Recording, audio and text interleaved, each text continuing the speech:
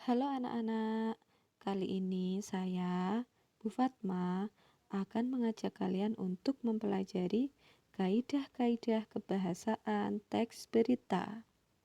Setiap teks pasti memiliki aturan bahasa tersendiri, begitu pula pada teks berita. Aturan bahasa yang digunakan dalam teks berita yang pertama adalah penggunaan bahasa bersifat standar atau baku. Nah, di dalam bahasa yang baku pasti terdapat kalimat yang baku, dan kalimat yang baku itu disusun dari kata yang baku. Berikut adalah contoh kalimat baku dan kalimat tidak baku. Pada kalimat pertama terdapat kalimat berbunyi, penjual itu berteriak saat mengejar pencuri di pasar. Kalimat tersebut baku ya. Kemudian ada kalimat tidak bakunya. Penjual itu teriak saat ngejar pencuri di pasar. Nah, pasti kalian sudah bisa membedakan. Pada kalimat pertama ada kata berteriak. Kata itu baku ya. Kemudian pada kalimat kedua ada kata teriak. Nah, kata teriak itu tidak baku karena tidak sesuai dengan EYD. Begitu pula pada kalimat kedua dan kalimat ketiga. Bisa kalian pelajari sendiri ya.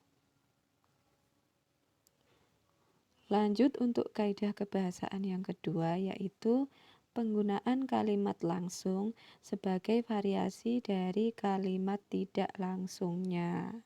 Jadi di dalam berita itu banyak kalimat langsung, ada juga kalimat tidak langsung anak-anak. Nah, kalimat langsung itu ditandai oleh dua tanda petik ganda, yaitu di awal dan di akhir kalimat. Nah, kalimat langsung ini terkait dengan pengutipan pernyataan oleh narasumber berita.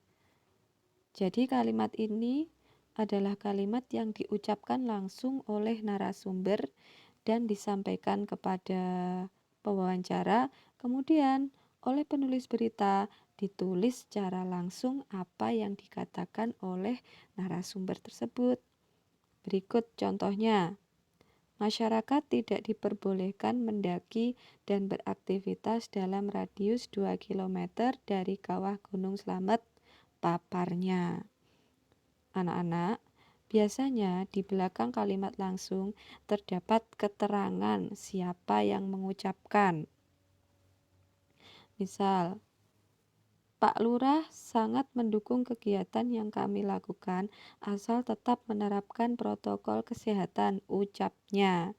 Nah, ucapnya ini merujuk pada orang yang mengucapkan kalimat tersebut. Biasanya juga boleh dengan kata seperti ini. Hari ini anak-anak harus mengikuti pelajaran BDR dari rumah, kata Bu Ina. Nah, bisa juga seperti itu.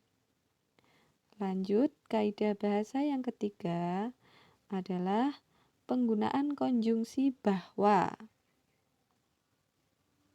Nah, konjungsi ini berfungsi sebagai penerang kata yang diikutinya. Biasanya konjungsi bahwa ini terkait dengan pengubahan kalimat langsung menjadi kalimat tidak langsung. Berikut saya beri contoh kalimatnya. Menteri Pendidikan Nadiem mengatakan bahwa siswa harus belajar dari rumah selama pandemi COVID-19. Kemudian ada contoh lagi, sejumlah staf Atpel Manado mengatakan bahwa Kepala Atpel Manado sudah pulang. Kemudian, ciri bahasa yang keempat adalah penggunaan kata kerja mental. Apa sih kata kerja mental itu? Ya, kata kerja mental adalah kata kerja yang terkait dengan kegiatan dari hasil pemikiran seseorang. Berikut adalah contoh kata kerja mental: memikirkan, membayangkan, berasumsi, berpraduga, berkesimpulan, berpendapat, dan lain-lain.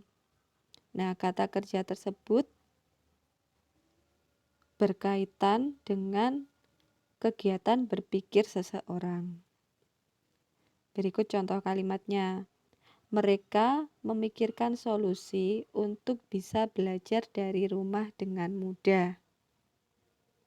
Mungkin anak-anak nanti bisa memberi contoh yang lain.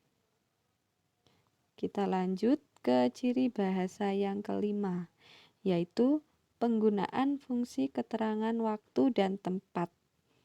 Nah, fungsi-fungsi ini menjawab dari unsur berita, yaitu kapan dan di mana.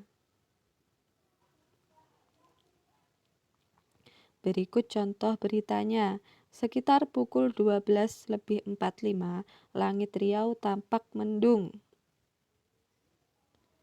Gempa dengan kekuatan 5,4 skala Richter menerjang Maluku pagi ini. Pada kalimat pertama, terdapat unsur kapan atau menjawab unsur kapan. Kemudian kalimat yang kedua itu menjawab unsur di mana. Ciri bahasa teks berita yang keenam adalah penggunaan konjungsi temporal atau penjumlahan. Nah, penggunaan kedua konjungsi ini terkait dengan pola penyajian berita yang umumnya mengikuti pola kronologis atau urutan waktu. Jadi konjungsi temporal itu anak-anak adalah konjungsi yang menunjukkan waktu. Nah, konjungsinya contohnya seperti itu.